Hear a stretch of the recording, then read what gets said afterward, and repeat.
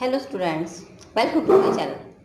तो आज स्टार्ट करते हैं रेशियोज एनालिसिस में। हम पहुंच गए हैं अब किस पर, यहाँ एक्टिविटी रेशियो पर। ठीक है, यहाँ से अब एक्टिविटी रेशियो से जो भी रेशियोज हैं वो अब एक साथ नहीं हो सकते, थोड़े से बड़े हैं।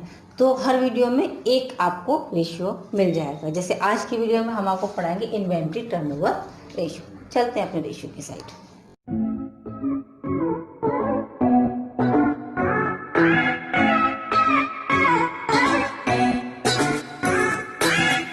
करते हैं इन्वेंट्री टर्नओवर रेशियो। पहले तो एक्टिविटी रेशियो बता दें कि एक्टिविटी रेशियो क्या होते हैं। एक्टिविटी रेशियो का जैसे अपन नाम हमने लिखे, एक परफॉर्मेंस होता है या फिर टर्नओवर रेशियो कह सकते हैं। परफॉर्मेंस या फिर टर्नओवर रेशियो मतलब कि एक्टिविटी कैसी है, कितना एफिशिएंटली काम हो रहा है, किसके हिसाब से, हमारे इन्वेंट्रीज के हिसाब से, स्टॉक के हिसाब से, इसलिए लिखा हुआ टर्नओवर। मेजरमेंट ऑफ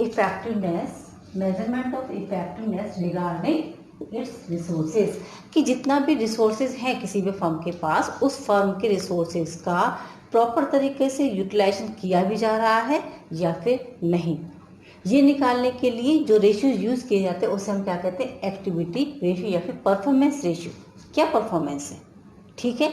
इसी में जो रेशियो निकाले जाते हैं वो पहला रेशियो हमारा आ जाता है इन्वेंट्री टर्नओवर रेशियो। इन्वेंट्री यानी कि स्टॉक होते हैं, टर्नओवर आपको पता ही प्रोडक्शन होता है, राइट। तो यहाँ पर ये देखा जाता है, जैसे हमने ये cost of revenue from operations upon average inventory, ठीक है ना। क्यों क्यों हम ये निकालते हैं कि इतना सारा स्टॉक हमारे पास इकट्ठा है तो कॉस्ट ऑफ गुड्स सोल्ड कितनी हो रही है, ठीक है। जो स्टॉक है वो बिक भी रहा है या फिर धीरे बिकता है या बिकता नहीं है ना, वो उसका एक रेशियो निकाला जाता है। और ये हमेशा रिजल्ट हमेशा नंबर ऑफ टाइम्स में आएंगे निकलते, है ना, कितने गुना है। जैसे इन्वेंट्री टर्नओवर रेशियो माना 1 है तो ये हमारा 2 है, तो इसका मतलब ये इसके दुगने हैं। समझ में आ गई। तो वो जो कंडीशन होती है वो किसी फर्म के लिए अच्छी होती है ना, कि जो है स्टॉक वो इसका मतलब प्रोडक्शन हो जाता है और हाथों हाथ हमारा सेल भी हो जाता है, रुकता नहीं है हमारे पास, है ना। और बताया आपको cost of revenue from operation, इसमें बेस होता है। इसमें जो बेस होता है वो हम क्या होता है, cost of revenue from operation यानी कि कॉस्ट ऑफ गुड सोल्ड, बेची हुई सामान की लागत, वो यहाँ पर मेन है निकालना, कितना सामान बिक गया, ठीक है। और या फिर रेवेन्यू फ्रॉम ऑपरेशंस कह सकते हैं या उसको नेट सेल्स कह सकते हैं, माने सेल्स और परचेजेस। बात आपको समझ वही आ रही होगी, कॉस्ट ऑफ गुड सोल्ड या फिर नेट सेल्स, ये इसका बेस होता है। यहाँ पर क्वेश्चन में आपको ये सॉल्व करना ही करना पड़ेगा, है ना। क्यों, हम क्या क्या निकाल रहे हैं, क्योंकि हम निकाल रहे हैं इन्वेंट्री टर्नओवर रेशियो। फॉर्मूले पे आ जाते हैं, इसके फॉर्मूला आ जाता है तो cost of revenue from operations upon average inventory. Average inventory एकदम क्लियर होता है, opening stock plus closing stock upon 2, तो वो हो जाता है हमारा एवरेज इन्वेंट्री, ठीक है। अब cost of revenue from operation अगर आपको याद हो तो आपने इसको 11th क्लास में जब आप फाइनल अकाउंट्स प्रिपेयर करते थे वहाँ आपने बहुत अच्छे से इसको पढ़ा होगा। अगर आपने वो अच्छा से पढ़ा है तो, है ना। कैसे निकालते हैं cost of revenue from operation, कुछ हमने फॉर्मूले लिख दिए हैं। देखो, cost of revenue from operation यानी कि कॉस्ट ऑफ गुड सोल्ड, ठीक है, इसका दूसरा नाम है, is equal to revenue from operations में से अगर हम ग्रॉस प्रॉफिट को लेस कर देते हैं तो रेवेन्यू फ्रॉम ऑपरेशंस सेल्स की साइड से ग्रॉस प्रॉफिट को लेस कर दो, आ जाएगा। या फिर रेवेन्यू फ्रॉम ऑपरेशंस में ग्रॉस लॉस है अगर, तो ग्रॉस लॉस को आप ऐड कर दो तो भी आ जाएगा। या फिर ये फॉर्मूला आपको अच्छे से याद होगा, आपने 11th में पढ़ा होगा, opening stock plus net purchase. Net purchases क्या चीज़, परचेजेस में से रिटर्न्स होती हैं वो लेस कर देंगे, परचेज रिटर्न, है ना, प्लस डायरेक्ट एक्सपेंसेस को ऐड कर दो और माइनस क्लोजिंग स्टॉक अगर आप लेकर के आते हैं तो भी आपके cost of revenue from operation यानी कि कॉस्ट ऑफ गुड्स सोल्ड यहाँ पर कैलकुलेट हो जाते हैं। ये फॉर्मूलेस आप लिख सकते हैं अपने पास एक जगह, क्योंकि फॉर्मूलेस इसके अलावा थोड़ी थे। अब जैसे बहुत सिंपल है, अगर क्लोजिंग स्टॉक नहीं दे रखा तो इसका मतलब वो cost of revenue from operation दे रखा होगा, तो आप उसको रिवर्स करके जैसे लीनियर इक्वेशन के इक्वेशन बनाते हैं आप सॉल्व कर सकते हैं उसको। तो इन्फॉर्मेशन तो यही है ना, इसमें से वो किसी को भी मिसिंग कर सकते हैं, वो आप सॉल्व कर सकते हैं बहुत आराम से, ठीक है। जैसे एक क्वेश्चन हमने यहाँ लिख दिया, है ना, जैसे opening stock 29,000, closing stock 31,000, revenue from operation यानी कि नेट सेल्स हमारे पास है 3 लाख रुपीज़ की। है ना। जीपी यानी ग्रॉस प्रॉफिट दे रखा है 25% ऑन कॉस्ट, 25% ऑन कॉस्ट। जब अगर कह रखा है तो cost per, otherwise gross profit हमेशा सेल्स पर ही एज्यूम किए जाते हैं as per CBSE guidelines. Okay चल, अगर अब जब हम इसमें एवरेज निकालेंगे, ठीक है, एवरेज निकालेंगे तो opening stock plus closing stock divided by 2 कर देंगे, ये तो हमारा सिंपल हो गया, है ना। लेकिन अभी हमें क्या निकालना है, हमें निकालना है यहाँ पर cost of revenue from operations, ये हम सॉल्व करेंगे यहाँ पर। तो ये हम यहाँ पर कैसे एज्यूम करेंगे, देखो लेट्स इस मतलब हम एज्यूम करते हैं कि माना जैसे कॉस्ट अगर हमारी 100 रुपीज़ होती है तो प्लस 25 हमारा क्या हो जाता, प्रॉफिट होता, तो सेल हमारी कितनी होती 125। सही है, यहाँ पर हमको सेल दे रखी है, ये ना नेट सेल्स, जब 125 रुपीज़ की सेल्स है तो कॉस्ट है हमारा 100 रुपीज़, तो जब 3 लाख रुपीज़ की सेल है तो हमारा 100 upon 125 multiply by 3 lakh,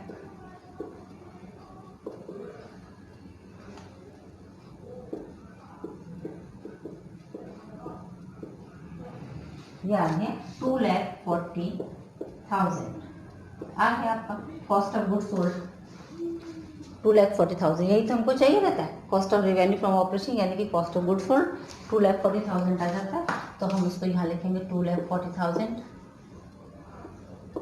upon, ये दोनों को हमने ऐड किया तो ये हो जाते हैं हमारे 30 30 60 60 डिवाइडेड बाई 2 30,000, ठीक है।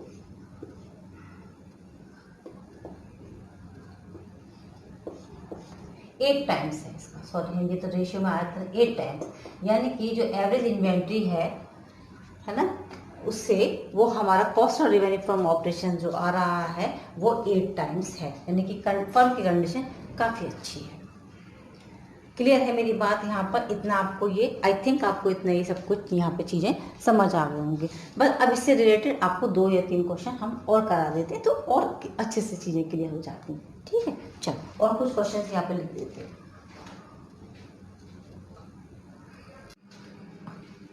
चलते स्टार्ट करते, तो कोई क्वेश्चन आपको यहाँ लिखा है हमने, cost of goods sold 2 lakh rupees का, राइट। इन्वेंट्री टर्नओवर रेशियो इन्होंने निकाल के हमको दे दिया, यहाँ देखो कुछ भी दे सकते हैं, इसके कुछ डिफरेंट क्वेश्चन ले लिया, इन्वेंट्री टर्नओवर रेशियो को निकाल के दे दिया 8 टाइम्स है।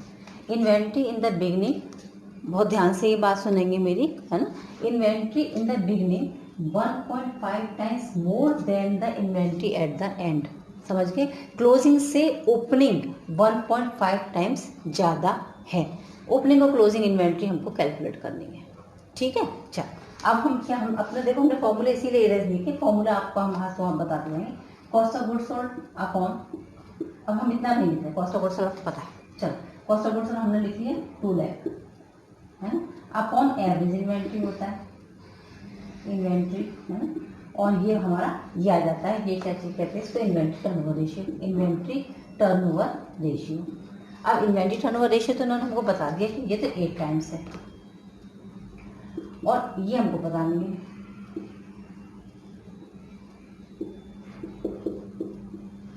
ठीक है ना। तो अगर हम इसको एवरेज इन्वेंट्री सॉल्व करेंगे तो 2 लाख डिवाइडेड बाई 8, ठीक है, तो 2 लाख डिवाइडेड बाई 8, हाँ 25,000 आ गया, एवरेज इन्वेंट्री आई लेकिन 25,000, 25,000 रुपये की एवरेज इन्वेंट्री, ठीक है। अब हम इस एवरेज इन्वेंट्री में से ओपनिंग और क्लोजिंग ये दोनों को हम अलग करेंगे, ठीक है, 25,000 में ये दोनों चीज़ें इन्वॉल्व है हमारी। अब हमने ये यहाँ पर एज्यूम कर लिया क्योंकि ओपनिंग को इन्होंने ज़्यादा बताया है क्लोजिंग के कंपैरिजन में, तो हमें सपोज क्या करना होगा, क्लोजिंग को, माना कि जैसे क्लोजिंग अगर x है तो इसका मतलब ओपनिंग क्या होगा, x प्लस 1.5 ये होगा, समझ गए ना भाई, क्लोजिंग हमारा x है, क्लोजिंग को हमने क्या माना, x माना, तो जो ओपनिंग था वो उससे 1.5 टाइम मोर है, तो x प्लस 1.5 टाइम, सही है, बन गई हमारी इक्वेशन। इक्वेशन अगर हमारी बनती है तो बनती है x plus 1.5 is equal to 25,000, सही है, एकदम क्लियर है मेरी इतनी सी बात आप लोगों को, ठीक। ठीक है। बस अब हम इसको आगे हम यहाँ पे सॉल्व कर देंगे। कैलकुलेशन थोड़ी सी ज़्यादा है इसलिए हमने यहाँ पर कैलकुलेट अपना वो सॉल्व करके आपके पास रख रखा है। 1.5x है ये, है ना। तो हमारा आ जाता है यहाँ पर 3x और अपॉन ये, क्योंकि ये हमारा किस में जाता है, अपॉन 2 में भी तो जाता है ना, क्योंकि ये तो एवरेज होकर के आ रहा है ना, इसलिए। अब इजिकल टू 25,000 हमारा सॉल्व हो जाता है। ये आ गया हमारा 50,000 डिवाइडेड बाई 3x।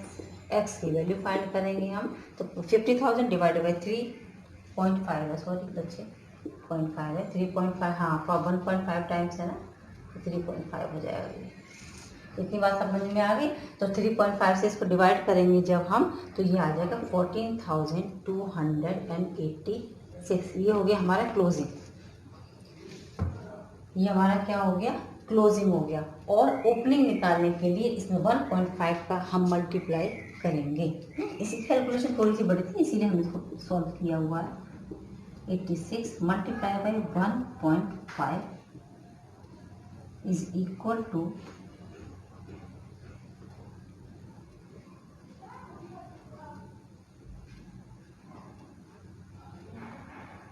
35,715। ये हो गया। जब हम दोनों को ऐड कर देंगे तो ये हमारी वैल्यू बन जाती है कितनी, 50,000 रुपीज़ की, जो हमें बताया गया था यहाँ पर ओपनिंग और क्लोजिंग का। जब हमारा जो आंसर निकल के आया था एवरेज इन्वेंटरी, मतलब ये हो गया इतना क्लोजिंग, ये हो गया हमारा ओपनिंग, दोनों को हम ऐड कर देंगे तो बनता है 50,000, डिवाइडेड बाई 2 कर देते तो हमारी एवरेज इन्वेंटरी की कॉस्ट कैलकुलेट हो जाती है, क्योंकि एवरेज इन्वेंटरी डिवाइडेड बाई 2 से कैलकुलेट होती है।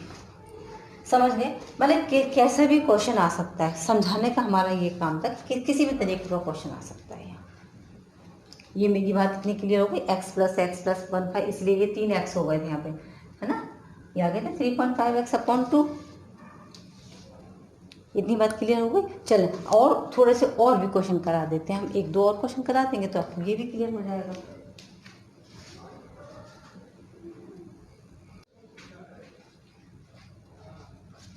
So let's start. हमने नहीं लिखा कुछ भी क्योंकि हम आपको डायरेक्ट आपकी बुक का एक क्वेश्चन बता देते हैं। ओपनिंग इन्वेंट्री यानी कि ओपनिंग स्टॉक दे रखा है इन्होंने। ओपनिंग स्टॉक है हमारा 20,000 रुपीज़ का। फिर उन्होंने परचेजेस भी दिए हैं हमको 1,60,000 रुपीज़ की, और उसके बाद हमको क्लोजिंग इन्वेंट्री भी दिया हुआ है, क्लोजिंग स्टॉक दिया है हमको 60,000 का, राइट। उसके बाद बस उन्होंने और कुछ नहीं दिया। कुछ उन्होंने कुछ ट्रांजैक्शंस हुए हैं, बस लोग पूछ रहे हैं कि इसमें इंक्रीज़ होगा रेशियो या डिक्रीज़ होगा या फिर उसमें कोई चेंजेस नहीं होंगे। जैसे सबसे पहले उन्होंने पूछा sale of goods for 20,000, cost थी 16,000, यानी गुड्स सेल हुई है। इन्फॉर्मेशन सिर्फ 3 है हमारे पास। गुड्स सेल हुई है जिसकी कॉस्ट 20,000 रुपये में, जिसकी कॉस्ट थी 16,000 रुपये की। अब देखो क्या फ़र्क पड़ेगा हमारे इस पे, है ना। ओपनिंग स्टॉक पे कोई फ़र्क नहीं पड़ेगा, लेकिन क्योंकि गुड्स बिक गई हैं, हमारे पास से चला गया, तो इसका मतलब हमारा क्लोजिंग स्टॉक यहाँ पर कम हो जाएगा। 60,000 का जो क्लोजिंग स्टॉक था वो अब हमारा कितने का रह जाएगा, कितने रुपीज़ की, 16,000 रुपये की कॉस्ट फिक्स की हमने, यहाँ से हटा दी, तो हमारा कितना रह गया, 44,000 रुपीज़ का रह गया।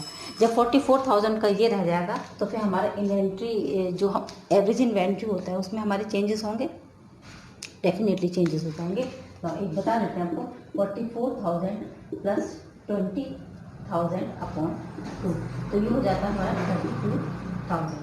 बनेगा अब हमारा कितना, 1,36,000 जो कॉस्ट ऑफ गुड्स सोल्ड थी हमारी, कितना आया था वो 1,36,000 upon 32,000 is equal to 4.25 times.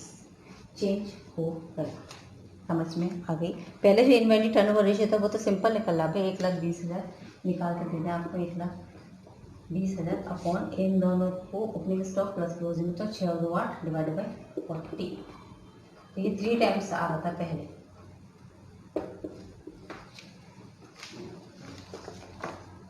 समझ में आई। एक opening stock plus purchases minus closing stock, cost of goods sold हमने कैलकुलेट की, कितनी है हमारी 1,20,000 डिवाइडेड बाई 40 एवरेज इन्वेंट्री। तो जो रियल कंडीशन थी वो थी हमारी 3 टाइम्स की, लेकिन कॉस्ट ऑफ, ये जो पहली कंडीशन जब हमने सॉल्व की और हमने एक सामान को सेल कर दिया तो हमारा क्लोजिंग स्टॉक उसमें चेंज हो जाता है। क्लोजिंग स्टॉक चेंज हुआ तो एवरेज इन्वेंट्री चेंज हुआ, एवरेज इन्वेंट्री चेंज हुआ तो हमारा रेशियो भी बदल गया। पहले 3 टाइम्स था और अब वो कितना हो गया, 4.2 टाइम्स हो गया। तो रेशियो हमारा यहाँ पर कैसा हो गया, रेशियो हमारा यहाँ पर इंक्रीज हो गया।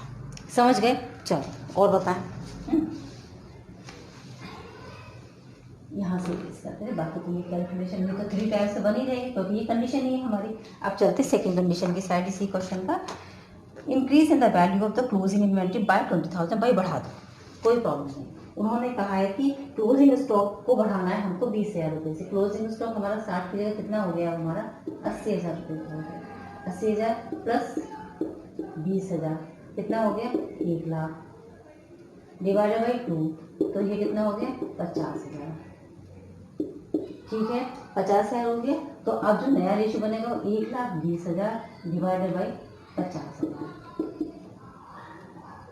सॉरी 1,20,000। इसमें भी तो चेंज हो जाएंगे, इसमें भी ये 1,60 प्लस 20 1,80, 1,80 में से 80 लेस होगा तो ये भी हमारा 1,00,000 का ही जाएगा।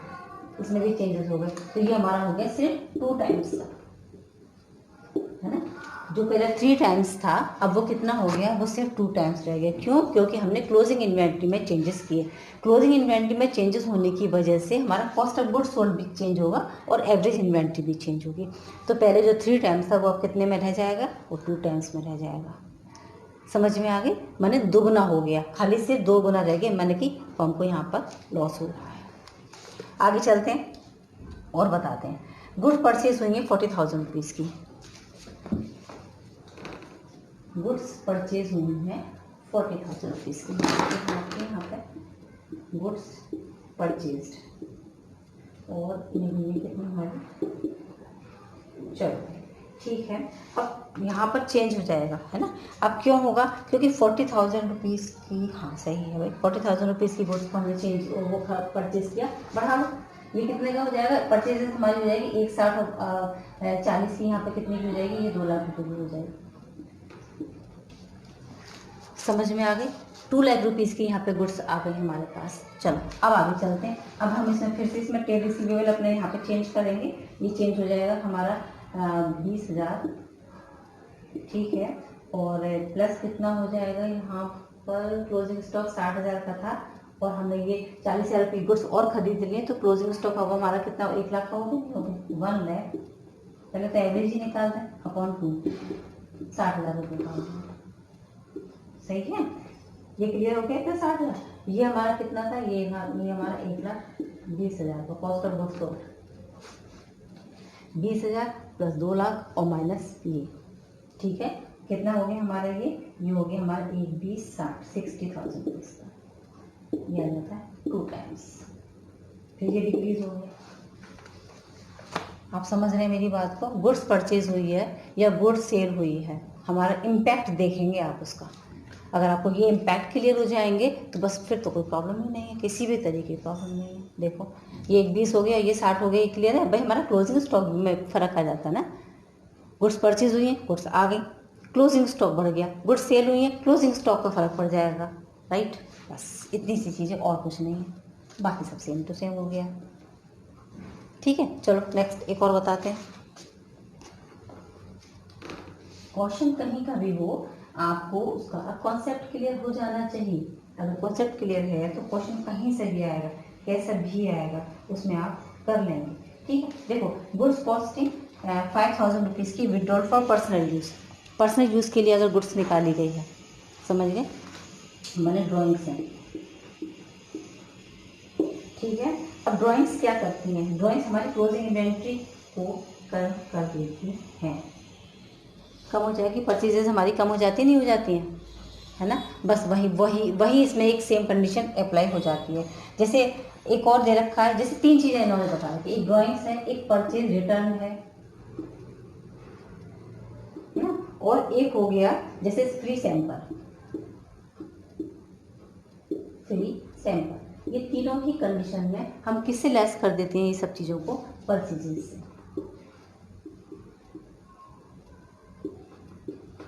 सही है। अभी जैसे माना हम ये इसकी बात करते हैं, जो परचेज रिटर्न हुआ है, माना परचेज रिटर्न हुआ है 10,000 रुपीज का, सही है। तो हमारा एवरेज इन्वेंट्री यहाँ बदलेगा तुरंत से ही।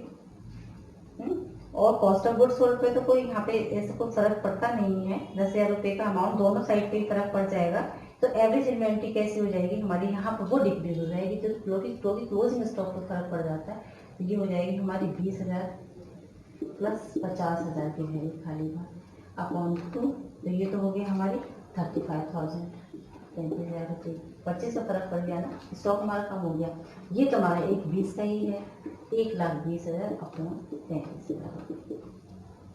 समझिए मेरी बात को, है ना। क्लोजिंग स्टॉक पर फर्क पड़ जाता है आपका। ऐसी परचेज रिटर्न जैसे ड्राइंग्स हैं, तो जितने रुपए की ड्राइंग हुई हो सेम तरीके से आप इसका क्लोजिंग स्टॉक में से लेस कर देंगे। फ्री सैंपल है तो भी आप क्लोजिंग स्टॉक में से लेस कर दें जो स्टॉक है हमारा। यूजुअली जैसे हम परचेजेस मानते हैं, लेकिन परचेजेस तो इतनी, ये तो एक्यूरेट चीज़ दिखा रखी है हमने, तो एक्यूरेट 1,60,000 रुपये का दिखा रखा है, इस पर नहीं, हमारे क्लोजिंग स्टॉक पर इसका इम्पैक्ट पड़ जाएगा, ठीक है। और क्लोजिंग स्टॉक पर इम्पैक्ट पड़ने से तीनों ही कंडीशन में हमारा ये जो है रेशियो जो है वो इंक्रीज हो जाएगा।